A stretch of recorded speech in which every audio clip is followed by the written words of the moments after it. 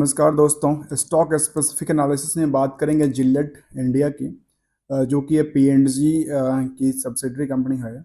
इसकी main company इसको Procter and glamour के नाम से आती है। जानेंगे इस कंपनी के बारे में, क्या है इसका मार्केट रिएक्शंस और क्या है स्टॉक की परफॉर्मेंस, क्योंकि इसका रिजल्ट का पार्ट्स आ चुका है। जैसे कि यहाँ पे अपडेटेड डेटा मैं देख पा रहा हूँ, तो हम इस पर भी एनालिसिस करेंगे क्या जो परफॉर्मेंस रहा है पिछले कुछ पीरियड के हिसाब से, वो पिछले क्वार्टर से अच्छा परफॉर्मेंस कर रहा है या नहीं कर रहा है, प्रॉफिट का क्या पार्ट निकल के आती है।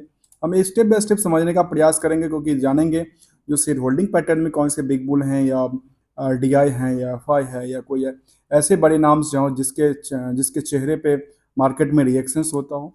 चलते हैं, हम जानते हैं स्टेप बाय स्टेप कंपनी के बारे में, जो कि जिलेट इंडिया की स्टॉक रेंज में आज की अभी तक ट्रेडिंग सेशन में देखने को मिलती है, जो नियरली करीब 1.25% के आसपास गिरावट देखने को मिली। स्टॉक छोटा नहीं है, स्टॉक काफ़ी बड़ा है। नियरली 6,500 से 7,000 के बीच में ट्रेड होने वाला स्टॉक्स है। इसका क्या है 52 वीक की हाई, तो ये देखें करीब 7318 पे था, और लो की बात करेंगे तो 4200 पे था। इन दोनों का जो गैप है बहुत बड़ा गैप नहीं है। स्टॉक मतलब लगता है स्टॉक ने बहुत बड़ी जंप नहीं किया है एक साल के अंदर, क्योंकि स्टॉक का रेंज थोड़ा सा बड़ा लगता है। एक हाँ, ये हो सकता है स्टेबिलिटी इसके जो है थोड़ा सा कामयाब होती है, क्योंकि इनकी प्रॉफिट पार्ट तो ऑलरेडी अच्छा परफॉर्मेंस करना चाहिए। फेस वैल्यू 10 रुपये का है, और जो बाकी ई रेशियो पी की बात कर रहा हूँ, पी रेशियो की बात करूँ, तो ये सब एज पर स्ट्रॉन्ग पोजिशन में दिखता है।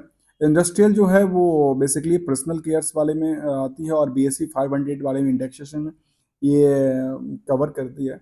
इसको देखो एक साल के चार्ट बेसिस में क्या नज़र आता है। एक साल के चार्ट बेसिस में नज़र आता है कि 4,045 के आसपास स्टॉक था, और रिसेंटली इसमें देखने को मिला जो स्टॉक में थोड़ी सी अपर साइड हुआ था, जो कि 52 हाई जो ब्रेकआउट किया था, वो किया था जनवरी के अंदर। उसके बाद दोबारा इसमें जो अभी प्रॉफिट बुकिंग स्टार्ट हुआ है थोड़े से, इसमें स्टेबिलिटी ज़्यादा नज़र आती है। 5 दिन के चार्ट में देखने में आती है जो स्टॉक थोड़ी सी नीचे लेवल पे थी, लेकिन जब चढ़ा 6200 से सीधे जंप करीब करीब 6500 और 6600 6700 के आसपास पहुंचता है। एक महीने के चार्ट में ये नज़र आती है जो स्टॉक में जो था एकाएक गिरावट आई थी, लेकिन गिरावट के बाद दोबारा स्टॉक्स ने रिएक्शंस के साथ कामकाज किया है। 3 महीने के चार्ट में नज़र आती है, जिसका एक बॉर्डर लाइन है जिसको कह सकते हैं, यहाँ पे मैं इसको खोलूँ चार्ट के अंदर तो इसके बॉर्डर लाइन्स नज़र आते हैं, जो कई बार स्टॉक ने जो रिएक्शंस किया है उसमें इसमें क्या सपोर्टिंग सपोर्टिंग बनता है। तो सपोर्टिंग इसका यदि देखूं तो ये नज़र आता है सपोर्टिंग के लेवल पे, जो इसका ये इस लेवल से इसको यदि काट के देखूं एक स्ट्रेट हैंड एनालिसिस से, देखिए कई बार इसमें डाउनफॉल आई, लेकिन उसके बाद दोबारा चढ़ा है स्टॉक्स। यदि इसको ऊपर के तरफ का रिएक्शंस देखूं अभी के करंट के टाइमिंग के हिसाब से, तो अभी जो रिएक्शंस है वो यहाँ पे निकल के आती है। और दूसरी जो है, यदि मैं इसको नीचे के मोमेंटल से काट के देखूं तो ये निकल के आती है इस लेवल से देखूं, तो ये निकल के आती है जो यहाँ पे एक बॉटम्स निकल के आती है, जिसके बाद जो टर्मोलॉजी था वो चेंज हो जाता है। और जानते हैं आगे क्या फंडामेंटल्स का भी सेम है, जिस बेसिस पे कामकाज कर रहा है। इसका देखें जो कि कॉर्पोरेट एक्शन में जो कंपनी का देखो डिविडेंड का पार्ट, यदि 6,000 7,000 के आसपास स्टॉक ट्रेड होता है, तो कंपनी ने जो डिविडेंड का पार्ट दिया वो भी अच्छा दिया है। करीब 85 रुपये का डिविडेंड दिया। यदि 10 रुपये के वैल्यू के हिसाब से देखें तो काफ़ी ज़्यादा दिया है। करीब 8.5x के हिसाब से देखें तो 8-9x के आसपास डिविडेंड पार्ट का दिया है कंपनी ने। 850% के आसपास का डिविडेंड दिया, तो कम नहीं है। इसको दूसरी तरफ देखें कंपनी का, जो कि फंडामेंटल्स में आती है रिजल्ट की पार्ट। रिजल्ट की पार्ट में कंपनी का क्या परफॉर्मेंस लेवल रहा है। रेवेन्यू की पार्ट की बात करूँ तो 639 करोड़ से इंक्रीज करके 680 करोड़ पर जाता है।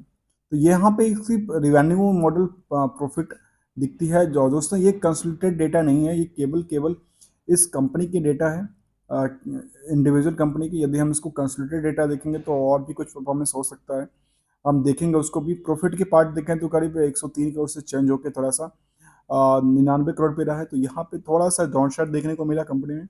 ऑपरेटिंग प्रॉफिट में जहाँ पे 25% से ज़्यादा का मार्जिन था, वहाँ पे मार्जिन करीब 24% से नीचे का रह गया। नेट प्रॉफिट मार्जिन भी तो जो करीब करीब 16% के आसपास से ऊपर काम काज कर रहा था, वो थोड़ा सा प्रॉफिट नेट प्रॉफिट मार्जिन भी कम होके ₹14.5 के आसपास अटक गया, 14.5% के आसपास अटक गई। तो ये यहाँ पे जो रेवेन्यू का मॉडल है ये तो फिर वेल एंड गुड है, लेकिन इसको यदि हम नेट प्रॉफिट और ऑपरेटिंग प्रॉफिट और इसको देखें तो यहाँ पे थोड़ा सा डाउन शेयर देखने को मिल रहा है स्टॉक में।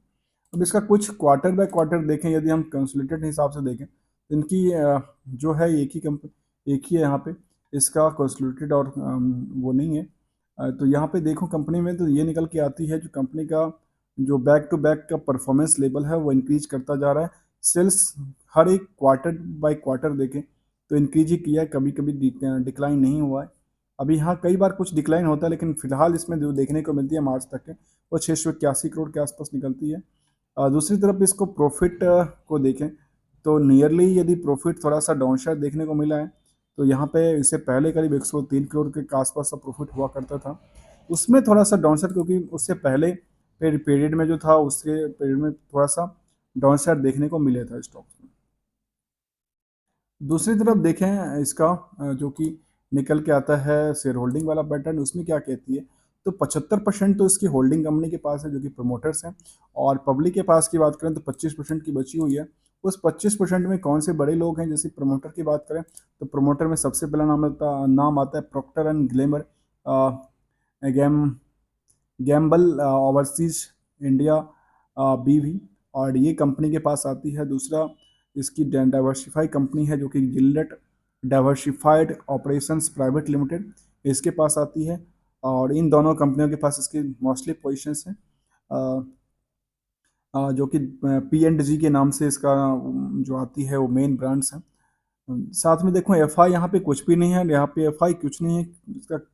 यदि फॉरेन कंपनी है तो फॉरेन कंपनी के अंदर एफ आई नहीं है, इसका क्या रिएक्शंस हो सकता है, ये एक समझने वाली बात है। कभी एफ आई यहाँ पे 2%, 2.25% के आसपास, 2.5% तक आसपास गया था, लेकिन ये बैक टू बैक अपनी एफ आई अपनी पोजिशन को कभी हल्का बढ़ाता है, कभी घटाता है, तो ये ट्रेडिंग के पर्पज से लगता है रखा हुआ है।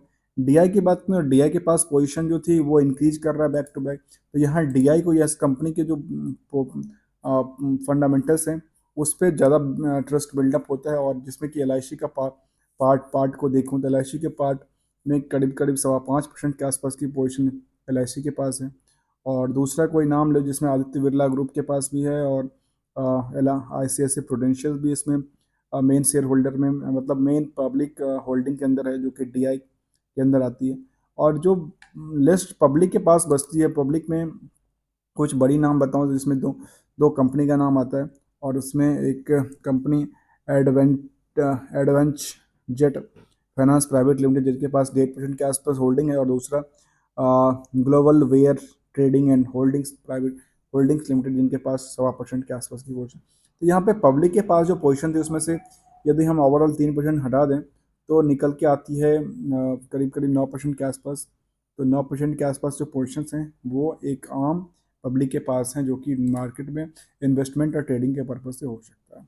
अब एनालिसिस वाले पार्ट में दोस्तों में हमेशा एक बात कहा है, ये जो परसेंटेज ऑफ चेंज है किसी स्टॉक में वो एक सर्टेन डेट पीरियड के बीच का है।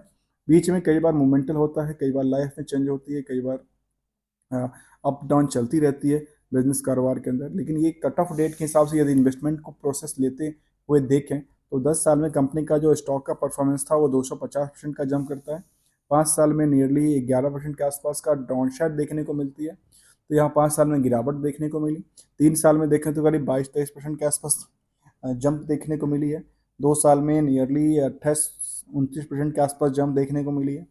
1 साल में देखें तो 46% जंप कर चुका है।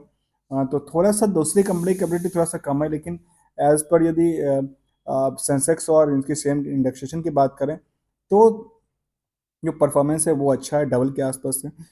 6 महीने के डेटा देखो तो 6-7% के आसपास है, तो यहाँ पे काफ़ी डाउनसाइड देखने को मिला है एक सर्टेन पीरियड के अंदर।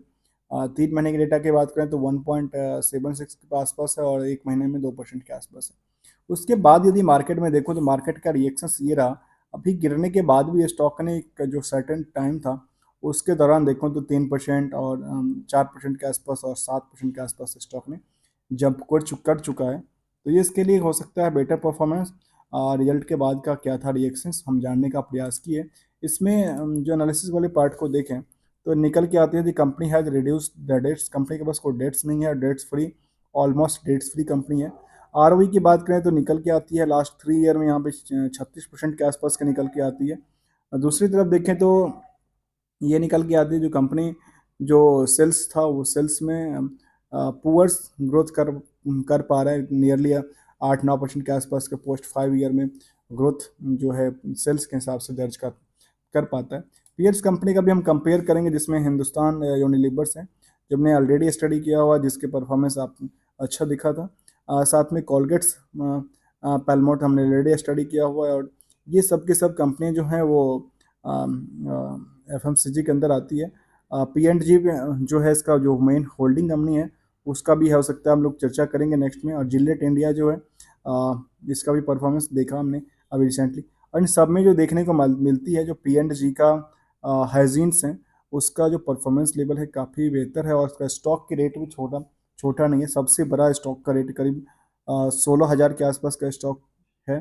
साथ में ये डिविडेंड यील्ड की बात करेंगे तो वो उसमें सबसे बेटर परफॉर्मेंस करता है हिंदुस्तान यूनिलीवर, इसके पास 1.90 के आसपास है।